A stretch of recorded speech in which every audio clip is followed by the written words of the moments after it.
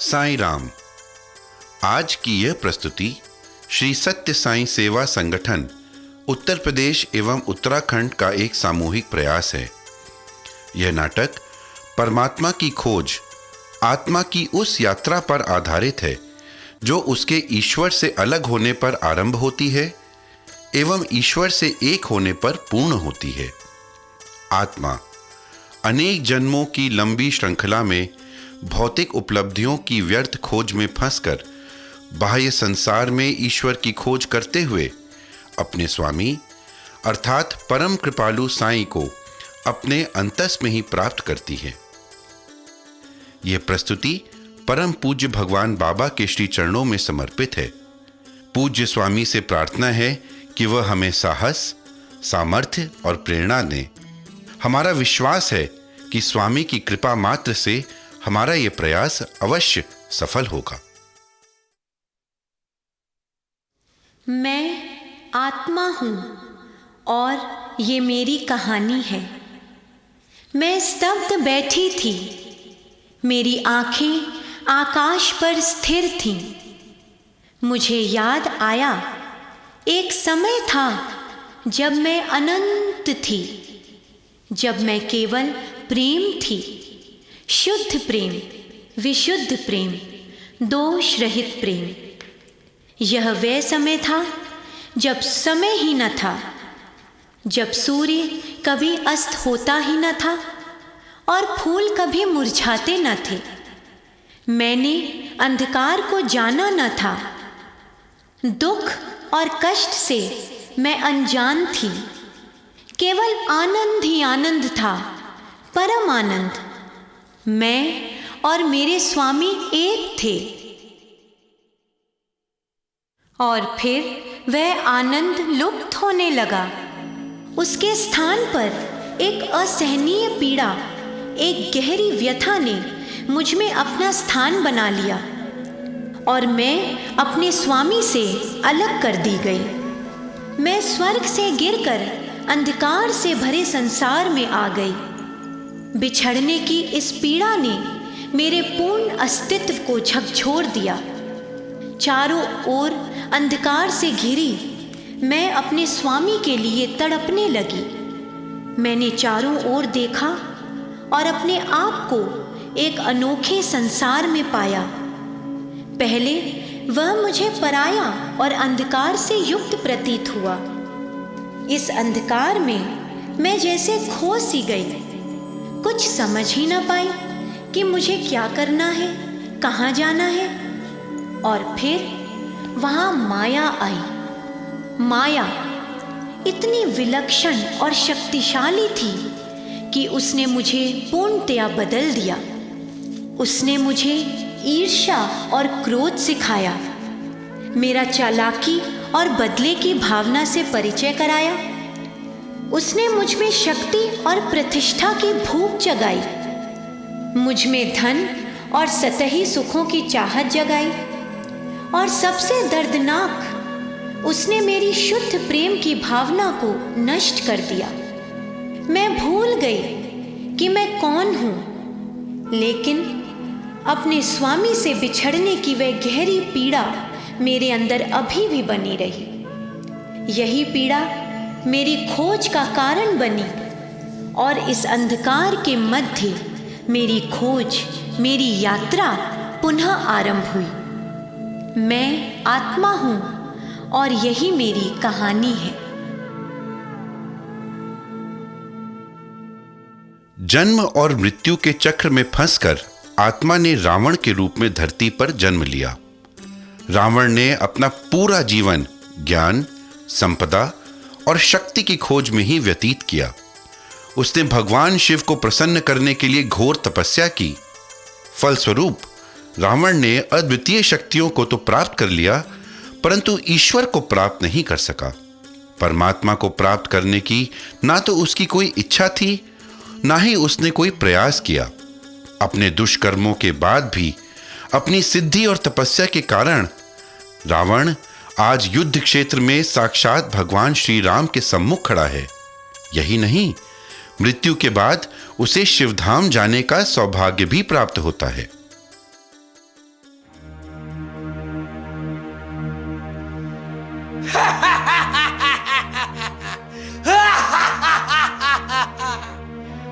राम, मैंने अनेकों साम्राज्य जीते हैं।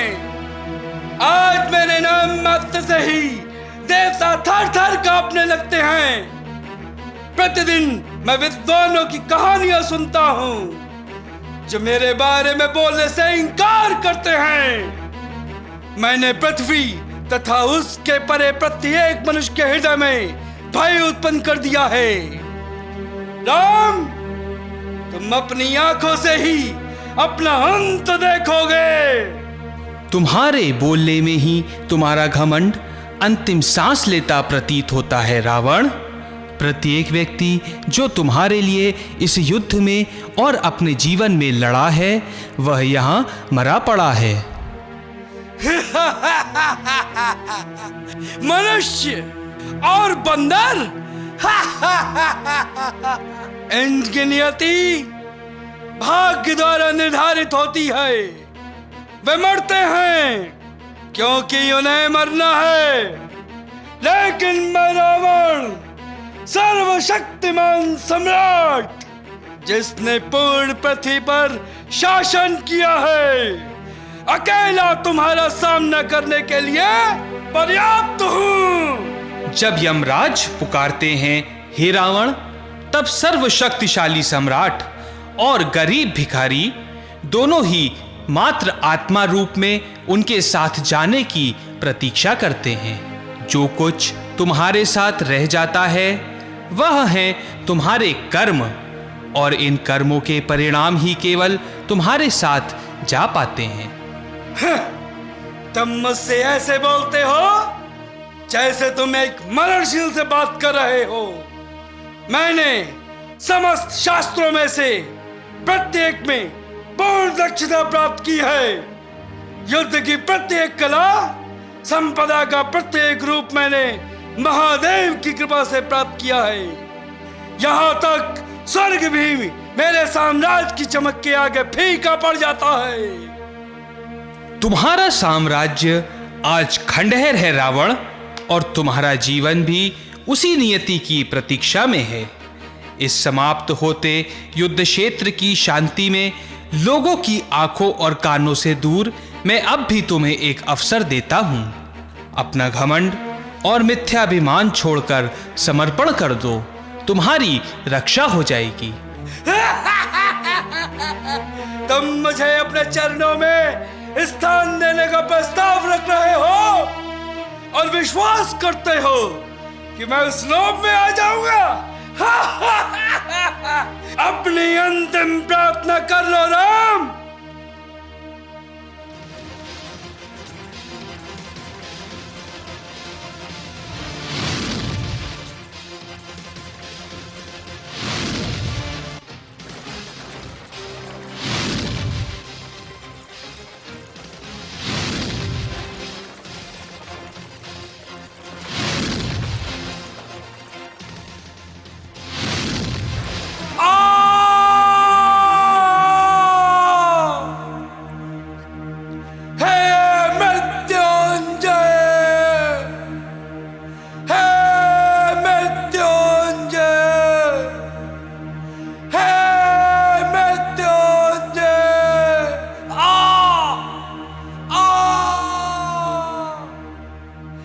अपने जीवन का प्रत्येक क्षण मैंने आपके रूप की प्रशंसा तथा आपके नाम की महिमा गाने में व्यतीत किए हैं। आपने स्वयं मुझे अपना महानतम भक्त कहा है, और फिर भी मेरी आवश्यकता के समय जब मैं असहाय पड़ा हूं, आप कैलाश की अपनी सुविधाओं को छोड़ना नहीं चाहते।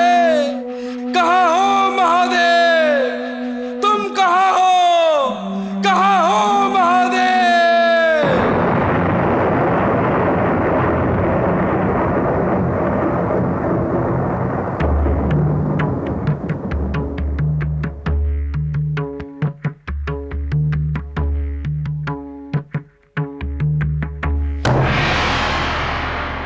इस आने वाली स्थिति को तुम नहीं देख पाए रावण। तुम कल्पना नहीं कर सके कि तुम्हारे कर्मों के परिणाम तुम्हें एक दिन पकड़ ही लेंगे। क्या तुम्हारी मृत्यु के चिन्ह इतने आकस्मिक थे कि तुम्हारी तीव्र बुद्धि उन्हें पहचान ही ना पाई? मृत्यु, मैंने तो अमरता मांगी थी। मैंने समान मानव के परे शक्ति पाने के लिए कठिनतम तप किया था, जिससे मैं क्रिया करने की योग्यता प्राप्त करूं, पर कोई परिणाम न भोगूं। इस विश्व को अपनी इच्छा अनुसार संचालित करूं। अमरता तो मात्र एक भ्रम है रावण, मात्र एक भ्रम। ये मेरे लिए भ्रम नहीं था महादेव। मैं अनेकों से अधिक जिया हूं। मैं अब भी हूं, जबकि महानतम योद्धाओं की मृत्यु हो चुकी है। मैंने तीनों लोगों पर शासन किया है। प्रत्येक आत्मा मेरी उपस्थिति से भयभीत रही है। मैं शक्तिशाली अपराजेय था। हाँ, यह मेरी कृपा थी रावण। मैं तुम पर अति दयालु था, संभवतः अत्यधिक दयालु। नहीं महादेव, प्रकृति का रोष, इंद्रियों का आकर्षण, पराजित देवताओं की ईर्ष्या, मैंने उन सबको बहादुरी से जीता है। वह सब जो मेरे पास है, मैंने अपने पराक्रम से ही तो जीता है। आपके पास तो कोई विकल्प ही न था। कोई विकल्प ना था? निश्चय ही मेरे पास एक विकल्प था रावण। मैं तुम्हारे भौतिक शरीर को अपने रोष से भस्म कर राख में बदल सकता था। यदि तुमने मुझे चुनौती देने के बारे में सोचा भी होता, सीता का हरण, राम के प्रति अन्याय व देवताओं का अपमान, तुम्हारी वासना और इच्छा के प्रत्येक शर्मसार करने वाली क्रियाओं पर मैंने तुम्हारी शक्तियों को ले लिया होता और तुम्हें कमजोर, व्यर्थ, दया की भीख मांगते छोड़ दिया होता। किंतु रावण, मैंने तुम्हारे लिए एक भिन्न नियति देखी थी।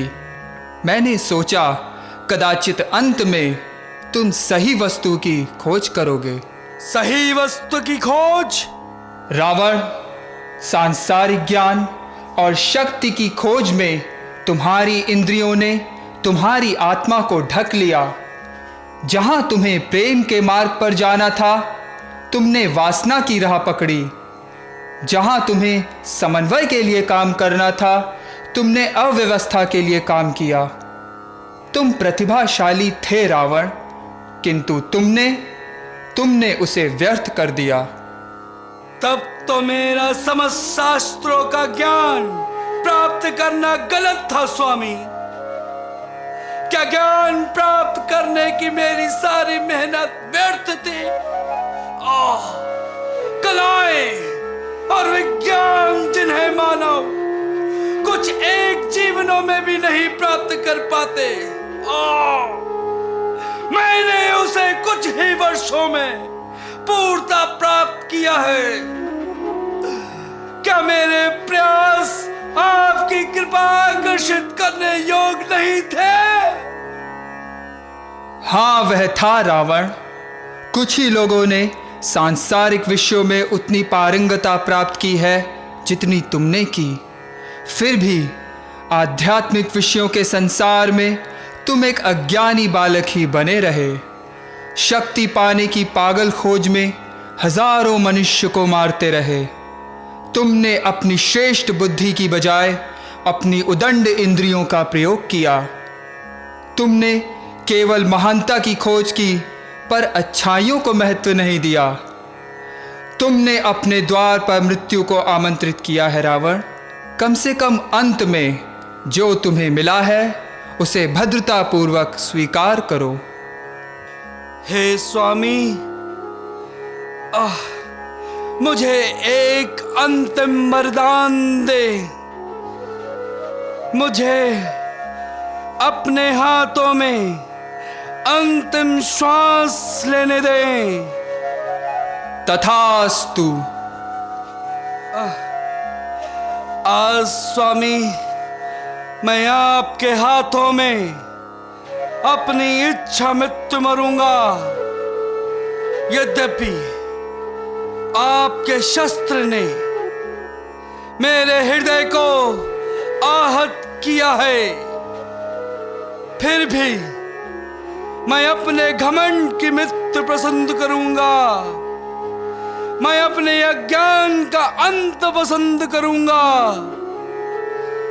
जीवन में मैंने शक्ति और ज्ञान की चाहना की। अब अपने अंतिम समय में आशा करता हूं कि आप मुझे प्राप्त हों। तुम्हारे पश्चाताप ने तुम्हारे भूतकाल का उपचार कर दिया है रावण। तुम्हारी आत्मा मेरे घर में स्थान पाएगी। मैं तुम्हें स्वीकार करता हूं रावण।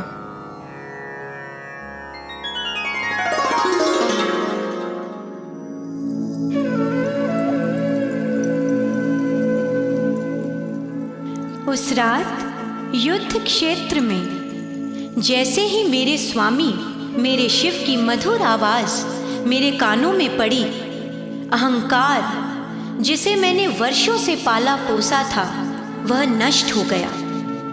मैंने जाना कि संसार में मैंने अकल्पनीय सफलता प्राप्त की थी, परंतु स्वामी की दृष्टि में मैं असफल थी। मैंने जीवन भर भरपूर प्रयास किया था, विजय के लिए, संपदा के लिए, शक्ति के लिए। मेरा प्रयास महान था, अद्वितीय था, लेकिन वह सही वस्तुओं के लिए न था, वह सही दिशा में न था। मेरे स्वामी इन सब में नहीं बसते थे। मेरा प्रत्येक उद्देश्य, प्रत्येक प्रयास, मेरा संपूर्ण जीवन व्यर्थ हो गया। अंत में मेरी खोज व्यर्थ ही रही। इस सत्य की वास्तविकता ने मुझे अंदर तक कठोरता से झकझोर दिया। अब मेरे पास मात्र एक ही इच्छा रह गई थी। ईश्वर की खोज के दूसरे चरण में आत्मा ईश्वर को पा तो जाती है, किंतु वह ईश्वर को एक भौतिक रूप में ही देखती है। आत्मा का यह जन्म थॉमस के रूप में है। थॉमस ईश्वर के शारीरिक रूप को सत्य मानकर जीसस की मृत्यु के बाद असहनीय पीड़ा के साथ दुख और निराशा के अंधकार में डूब जाता है।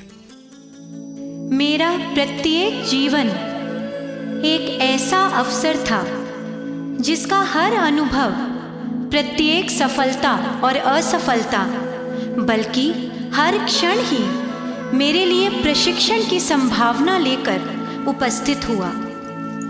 अनेकों जन्म लेकर निरंतर प्रयत्न करने के बाद मेरे पग सही दिशा की ओर बढ़ने लगे। अब ईश्वर के साक्षात्कार की इच्छा अत्यधिक तीव्र हो गई थी। ईश्वर जब जीसस के रूप में अवतरित हुए, तब उनकी कृपा से मैंने टॉमस के रूप में जन्म पाकर उनके संग रहने का सुनहरा अवसर प्राप्त किया। मैंने इतने संतोष, आनंद और शांति का अनुभव किया कि मुझे प्रतीत होने लगा जैसे मेरी यात्रा अब पूर्ण हो गई थी और आखिर मैंने ईश्वर को प्राप्त कर ही लिया था।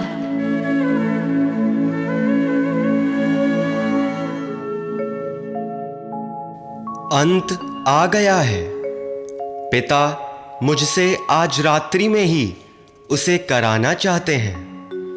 जब मैं चला जाऊं, अपने भाइयों की मदद करना, उन्हें प्रेम की ओर अग्रसर करना, उन्हें बताना कि सबके प्रति प्रेम ही उनका स्वर्ग है। किसका अंत? प्रभु, आपसे क्या कराना चाहते हैं स्वामी? आज रात्रि आप मुहावरों में बोल रहे? जिन्हें हम नहीं समझते। यह हमारे हृदय में भय उत्पन्न कर रहा है। घृणा, अपराध भाव, लज्जा, पश्चाताप और भय, यह मनुष्य को अपने रचनाकार से अलग करते हैं।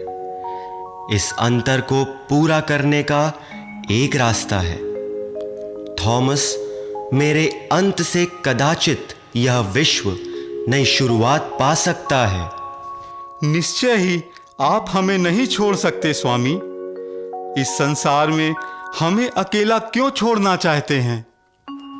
यह पिता की इच्छा है पीटर, और वह पूरी होगी। लेकिन हमें अभी क्यों छोड़ते हैं स्वामी? क्यों इस समय? हमें सदा से अधिक आज आपकी आवश्यकता है। बाहर सैकड़ों हैं जो दुखों से मुक्ति हेतु प्रार्थना कर रहे हैं। लोगों के दर्द को आपके प्रेम के मलहम की आवश्यकता है। मेरा कार्य इस संसार में पूरा हो चुका है। केवल एक अंतिम क्रिया शेष है। जब मैं चला जाऊं, तब जाओ और उस प्रेम को फैलाओ जिसे तुमने प्राप्त किया है। उन्हें भाई के समान देखना, उन्हें ईश्वर के साम्राज्य का पथ दिखाना। और थॉमस, तुम्हारे प्रेम में गर्मी है और करुणा भी है, फिर भी तुम्हारा विश्वास प्रत्येक मोड़ पर हिल जाता है। मैंने परम पिता से तुम्हें शक्ति देने की प्रार्थना की है। तुम्हारी परीक्षा होगी थॉमस। परम पिता से प्रार्थना करो। मैं करूंगा स्वामी, मैं करूंगा।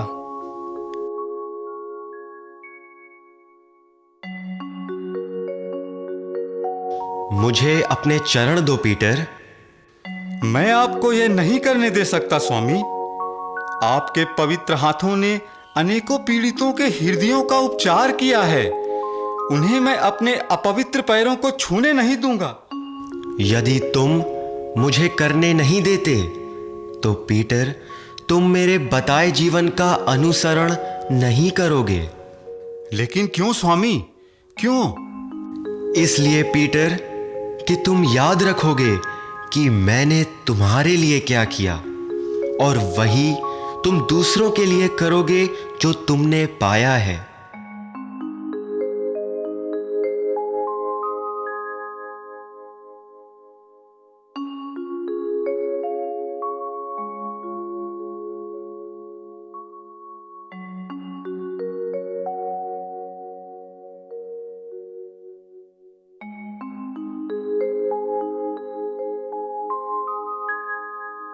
समय आ गया है। आओ हम प्रार्थना के लिए चलें।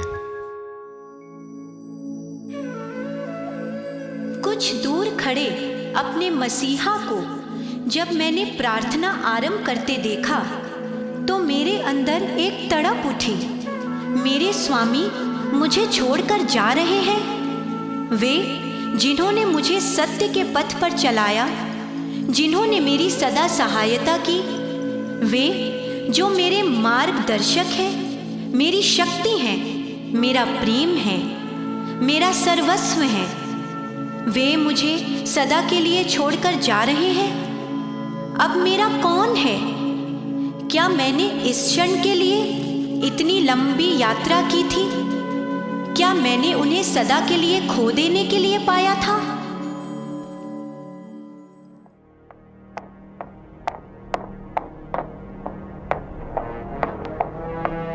देखो, वह आ गए हैं। अनेक सिपाही एक बढ़ई को पकड़ने के लिए।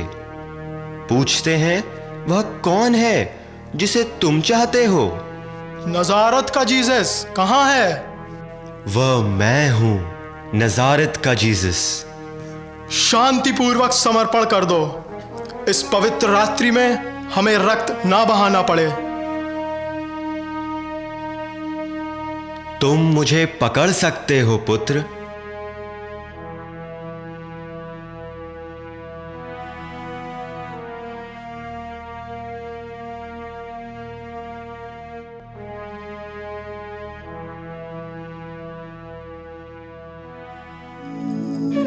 मेरे स्वामी को इतनी निर्दयता से सूली पर लटका दिया गया। मेरे दुख और कष्ट की कोई सीमा न थी। मैंने विश्वास कर लिया कि मैंने उन्हें सदा के लिए खो दिया है। सूली पर चढ़ने के 3 दिन बाद मेरे मसीहा वापस लौटे और मेरे पास आए। मैंने पुनः भूल करी।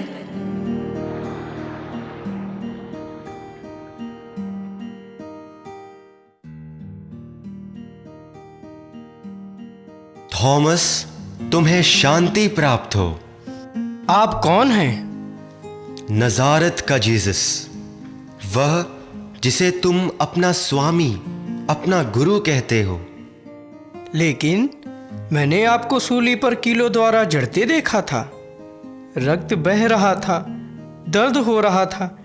मैंने आपको मरा हुआ कब्र तक ले जाते देखा था। मैं यहां हूं थॉमस, तुम्हारे बगल खड़ा हूं। मैं तुम्हारे प्रेम के लिए वापस आया हूं। नहीं नहीं, मैं आप पर विश्वास नहीं करूंगा।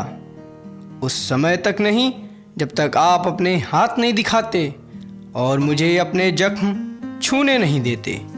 उस समय तक नहीं जब तक आपके शरीर के उन हिस्सों को नहीं देख लेता जो सूली पर जड़ दिए गए थे। मेरे स्वामी सूली पर मर गए थे। किस प्रकार वह मुझसे बात कर सकते हैं? ओ थॉमस, तुम इस शरीर के भौतिक रूप से इतना अधिक आसक्त हो गए हो कि तुम्हारी आंखों के सामने उसकी मृत्यु ने तुम्हें मेरी मृत्यु के प्रति विश्वस्त कर दिया। क्या उन सारे वर्षों जब हम पिता की महिमा की धूप लेते रहे थे, तुम्हें कुछ नहीं हुआ? कोई परिवर्तन नहीं हुआ? मुझे क्षमा करें मेरे पिता, मुझे क्षमा करें। मुझे कभी भी शंका नहीं करनी चाहिए।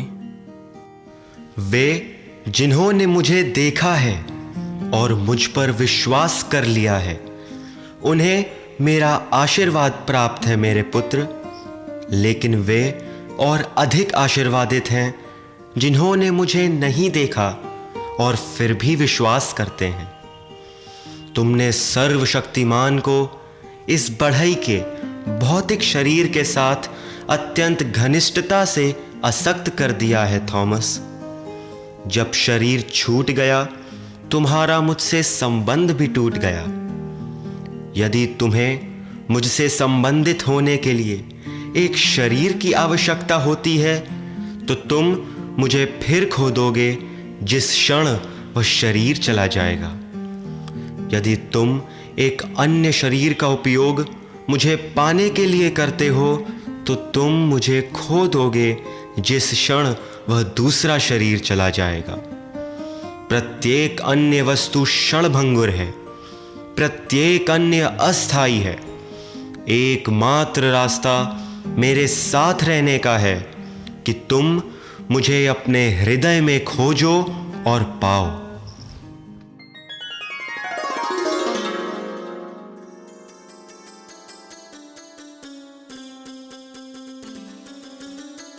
अंत में गोविंद रूप में यह स्पष्ट हो जाता है कि बाह्य संसार की हर वस्तु अस्थायी है। ईश्वर को अनुभव करने का एक ही मार्ग है और वह है आंतरिक। मनुष्य जब प्रतिक्षण ईश्वर का सामीप्य अपने अंतःकरण में अनुभव करता है, वह स्वयं ईश्वर स्वरूप बन जाता है। तभी वह ईश्वर की सर्वज्ञता को भी पहचानता है। आत्मा अपने गंतव्य तक पहुंचकर परमात्मा से मिल जाती है। यही है मुक्ति, यही है मोक्ष। मेरे स्वामी ने मुझे मेरे विश्वास की निर्बलता दिखाई। मेरी यात्रा अभी भी पूर्ण नहीं हुई थी। मैंने अपने ईश्वर को पाकर फिर खो दिया। अभी मुझे एक और पाठ सीखना शेष था। यह अंतिम पाठ सीखने के लिए मुझे फिर जन्म लेना आवश्यक था। अब मैंने गोविंद नामक एक सामान्य व्यक्ति के रूप में जन्म लिया। इस रूप में मैंने अपना जीवन सच्चाई से जिया। मैंने अपने जीवन में कड़ी मेहनत और ईमानदारी से अपना व्यापार चलाया। फिर एक दिन इसी व्यापार में मेरे अपने मित्र ने मेरे साथ विश्वासघात किया। निराशा से भर मैंने सब कुछ त्याग दिया और दूर जाकर एक झोपड़ी में रहने लगा। मुझे आशा थी कि मुझे अपने प्रश्नों के उत्तर प्राप्त होंगे।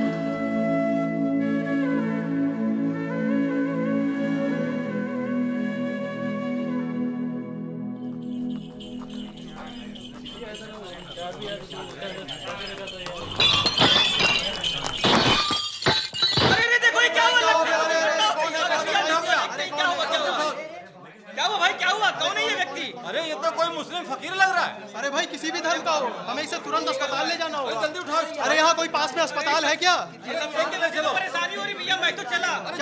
अरे क्या तुम्हें परेशानी हो रही है? अरे अगर इसे कुछ हो गया तो? अरे भैया देखो, संभालो इसको, सब लोग संभालो भैया। जल्दी अस्पताल ले चलो भाई, जल्दी से। अरे अगर वो मर जाएगा तो क्या होगा भाई?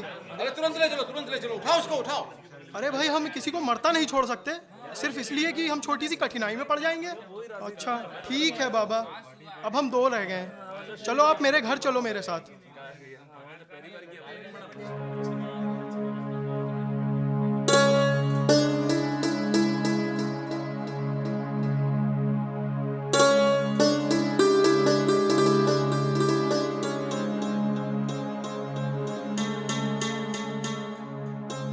वह व्यक्ति कौन है?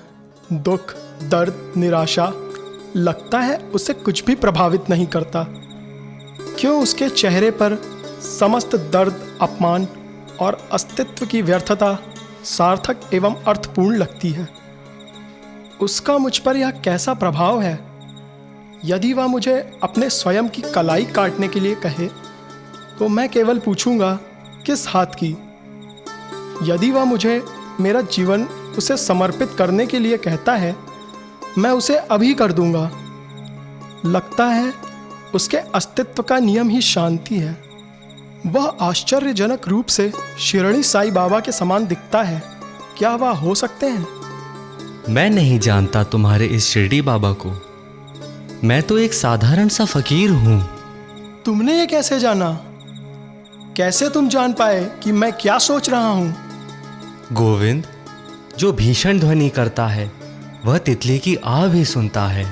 क्या तुमने अभी अभी मुझे गोविंद कहा? ओह, क्या ये तुम्हारा नाम है? निश्चय ही है, लेकिन आप कैसे जानते हैं? क्या तुम अपना नाम गोविंद जानते हो मेरे पुत्र? निश्चय ही। ये किस प्रकार का प्रश्न है? फिर ठीक है, कैसे मैं नहीं जान पाऊंगा? लेकिन बुद्धि की जानकारी से हृदय अपरिचित नहीं है गोविंद।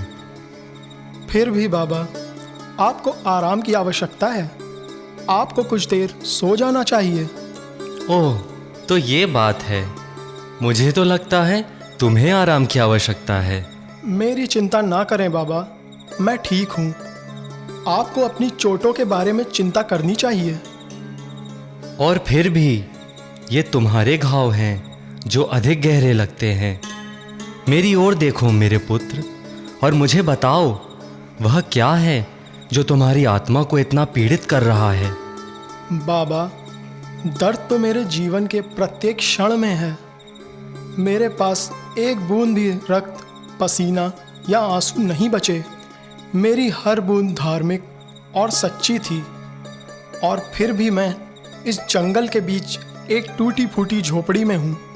दगाबाजी की गई और मुझे बर्बाद कर दिया, लेकिन यहाँ अब मैं कम से कम शांति से हूँ। अन्यायपूर्ण और निर्दयी संसार से दूर, जिसे ईश्वर ने उत्पन्न किया। तुम कहते हो तुम शांति से रहते हो, और फिर भी अंदर से जल रहे हो। बहुत ही अस्त व्यस्त हो। शांति प्रशांति है, दोनों, बाहर और अंदर भी। बाबा, आपके शब्द मेरी खरोचों और घावों को फिर कुरेदते से लगते हैं। मुझे बताओ, ओ फकीर, तुम कौन हो? कौन हूं मैं? तुम एक अत्यंत मजेदार प्रश्न पूछ रहे हो। मैं एक साधारण गरीब यात्री हूं। प्रत्येक घर मेरा है, फिर भी कोई घर मेरा नहीं जिसे मैं अपना कह सकूं। मैं अनेकों नाम व अनेकों रूप लेता हूं। कभी कभी मैं उदास, प्रसन्न, गंभीर और मजाकिया हो जाता हूँ, जो मेरे सर पर होने वाली छत पर निर्भर करता है। फिर भी मैं स्वयं में नाम रहित और रूप रहित हूँ। क्या मैंने तुम्हारे प्रश्न का उत्तर दे दिया? मेरी समझ में नहीं आया आपने क्या कहा। फिर भी मैं आपको सुनता रह सकता हूँ। ओह, कल बात करने के लिए सही समय होगा। अब जाओ और आराम करो।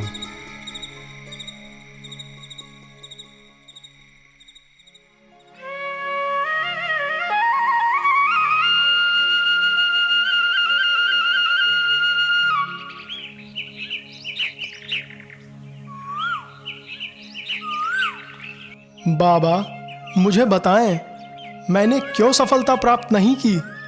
क्यों जीवन मुझे एक एक कदम उच्चतम ऊंचाई तक ले गया और फिर मुझे निम्नतम घाटी में गिरने के लिए छोड़ दिया? गोविंद, कुछ भी दुखी होने या शर्मिंदा होने की बात नहीं है। यदि तुम जान लो कि तुमने ईमानदारी से अपना सर्वोत्तम दिया है। मनुष्य केवल परिणामों में रुचि रखता है, जबकि ईश्वर मात्र तुम्हारे प्रयासों और उद्देश्यों को जानना चाहता है। लेकिन बाबा, क्या सफलता हर व्यक्ति का अधिकार नहीं है? सफलता एक अत्यंत जटिल शब्द है गोविंद। जो एक के लिए सफलता है, हो सकता है दूसरे के लिए असफलता हो। सृष्टि को उदाहरण स्वरूप ले लो। कुछ के लिए यह एक महान सफलता है, लेकिन अन्य अनेकों के लिए पूर्ण असफलता है। ईश्वर इन सब जटिल विषयों में नहीं पड़ता। ईश्वर सरल है। यह मनुष्य है जिसने प्रत्येक वस्तु को जटिल बना दिया है। लेकिन कैसे हो पाता है यह कि वही प्रेममय और करुणा सागर ईश्वर अपने स्वयं के बच्चों को सभी प्रकार के कष्ट और पीड़ा एक के बाद एक देते हैं और फिर भी रात्रि में शांतिपूर्वक सोते हैं?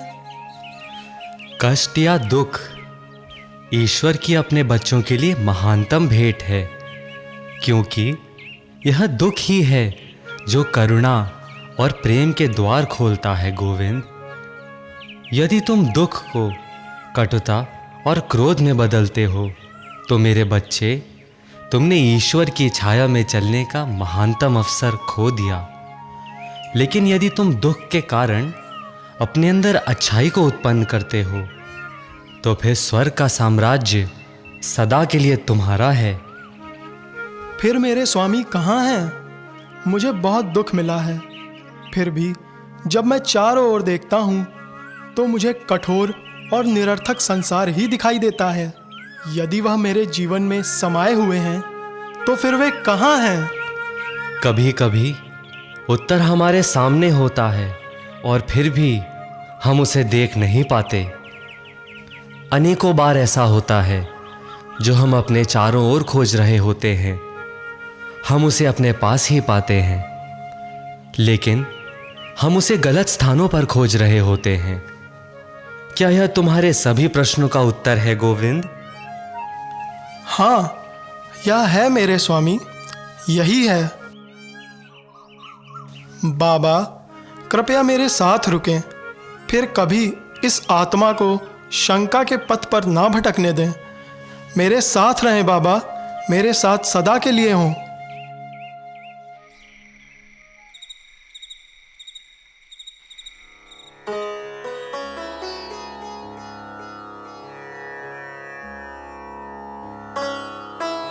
बाबा, बाबा, आप कहाँ हो बाबा? हाँ गोविंद। बाबा, तुम्हें मेरी उपस्थिति की अनुभूति कराने में मुझे 35 वर्षों से भी अधिक समय लग गया। अब मैं तुम्हें इतनी आसानी से मुझसे मुक्त होने नहीं दूंगा। क्या ये सब वास्तविक था? इस भ्रमपूर्ण विश्व से अधिक वास्तविक गोविंद। आपकी उपस्थिति मुझ में शांति, प्रसन्नता और क्षमा भर देती है, जैसे कि सब कुछ ठीक है। भूत, वर्तमान और भविष्य अपने अर्थ खो देते हैं। अब तक कहाँ रहे स्वामी? तुम अब तक कहाँ थे बंगारू? मैं युगों से प्रतीक्षा कर रहा था। सर्वप्रथम मैंने तुम्हें अपने को एक रूप में दिया कि तुम मुझे महसूस कर सको, अनुभव कर सको और मेरी अनुभूति करो, लेकिन वह तुम्हारी आत्मा की यात्रा का एक गुजरता स्टेशन मात्र था। इसलिए मैंने अपने को लुप्त कर लिया ताकि तुम्हारी तड़प तुम्हें वहां ले जाए जहां तुम्हारा वास्तविक गंतव्य है, और तुम पहचान सको कि यह आवाज जो तुम्हारी अंतरात्मा से आती है वह मेरी ही आवाज है। तुम्हें मुझे खोजने की कहीं भी आवश्यकता नहीं है। जान लो कि मैं ठीक यहां हूं, तुम्हारे साथ हूं। अब मैं तुम्हारा ध्यान चाहता हूं बंगारू। क्या तुम मुझे सुनने के लिए तैयार हो? हाँ स्वामी, मैं जान गया हूँ कि ईश्वर के पास मेरे लिए एक योजना है और यही सब है जिसे मुझे जानने की आवश्यकता है। हाँ गोविंद, मेरा आशीर्वाद तुम्हारे साथ है।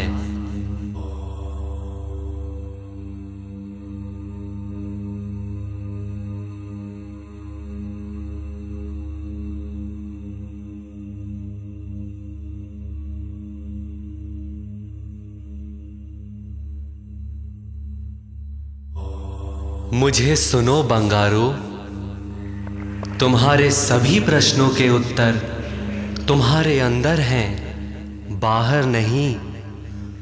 मैं तुम्हारे हर प्रश्न का उत्तर दूंगा। पहले तुम मौन होकर शांतचित्त बैठो और संसार को भूल जाओ। भूल जाओ वो सब जो गुजर गया। अपना नया जीवन आरंभ करो। तुमने मेरे साथ एक साथी की तरह जीने का आनंद ही नहीं लिया। यह अत्यंत दिव्य अनुभूति होती है।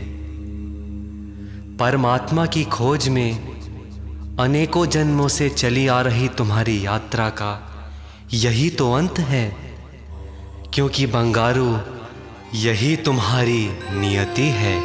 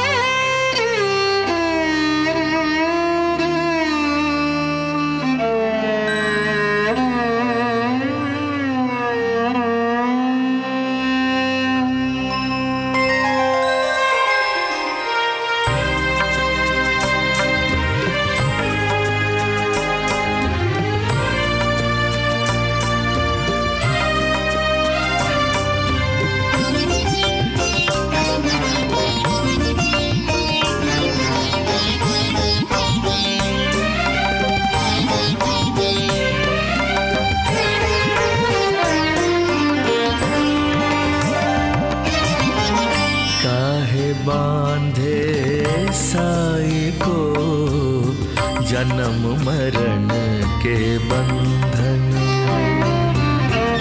काहे बांधे साई को, जन्म मरण के बंधन में। क्या इस सत्य को भूल गए, क्या इस सत्य को भूल गए कि साई बसे कण कण में। काहे बांधे साई को जन्म मरण के बंधन में। काहे बांधे साई को जन्म मरण के बंधन में।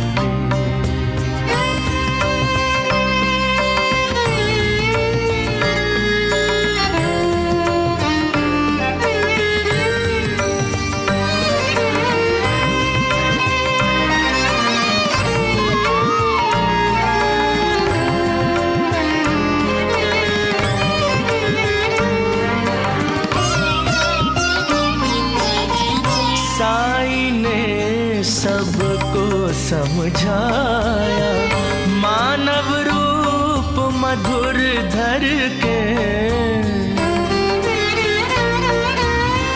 साईं ने सबको समझाया, मानव रूप मधुर धर के ये शरीर तो नश्वर है पर साईं अनंत निरंतर है। प्रेम से ये दिया उपदेश, मेरा जीवन मेरा संदेश, सत्य मार्ग पर चल के बने हर जीवन साई संदेश, हर जीवन साई संदेश, हर जीवन साई संदेश। फिर साई के दर्शन होंगे हर पल मन के दर्पण, फिर साईं के दर्शन होंगे हर पल मन के दर्पण में। क्या इस सत्य को भूल गए, क्या इस सत्य को भूल गए कि साईं बसे हैं कण कण में। काहे बांधे साईं को जन्म मरण के बंधन में, काहे बांधे